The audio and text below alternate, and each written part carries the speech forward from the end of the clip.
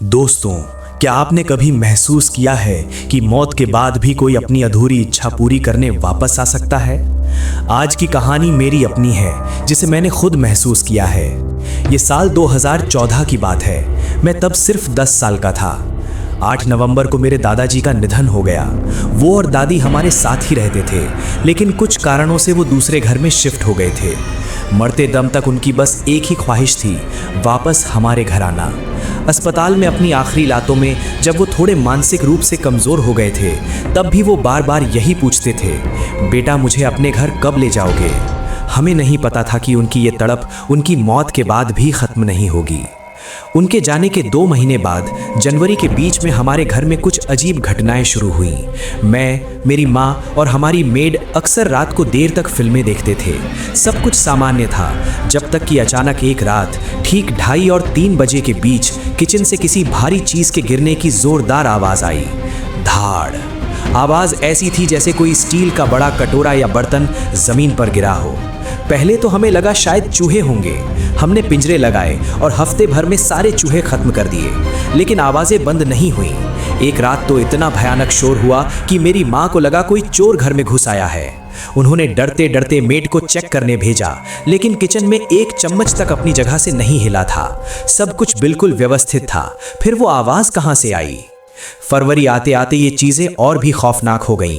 एक रात मैंने खुद अपने कमरे की लाइट बंद की थी, पर जब सुबह सोकर उठा तो कमरे की सारी लाइट्स जल रही थीं। कमरा अंदर से लॉक था और माँ भी रात को नहीं उठी थी। फिर एक नई चीज़ शुरू हुई, खिड़की की लोहे की जालियाँ। वो जालियाँ जो 10 साल से एक बार भी नहीं हिली थीं, अब हर रात तेज़ हवा के झोंके की तरह अपने आप थरथराने लगती थीं।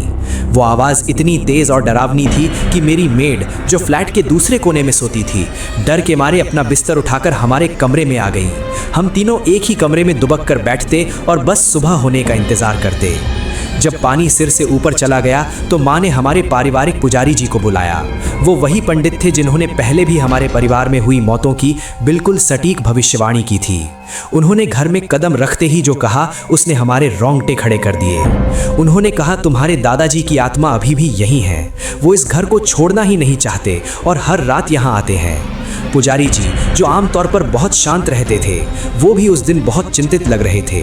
उन्होंने कुछ विशेष पूजा पाठ करवाया, जिससे थोड़े समय के लिए तो शांति हुई, पर घर का माहौल हमेशा के लिए भारी हो गया।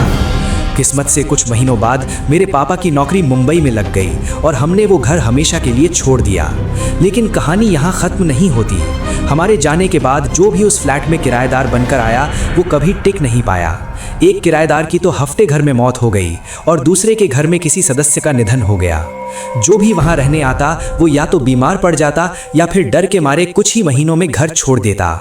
आज वो फ्लैट ताले में है और मेरे मामा के पास है। लोग इसे अंधविश्वास कह सकते हैं, लेकिन मैंने उन आवाज़ों और उस डर को अपनी आंखों से देखा है। क्या सच में दादाजी की वो आखिरी इच्छा एक जिद बन गई थी? आप क्या सोचते हैं? कमेंट्स में ज़रूर बताएं।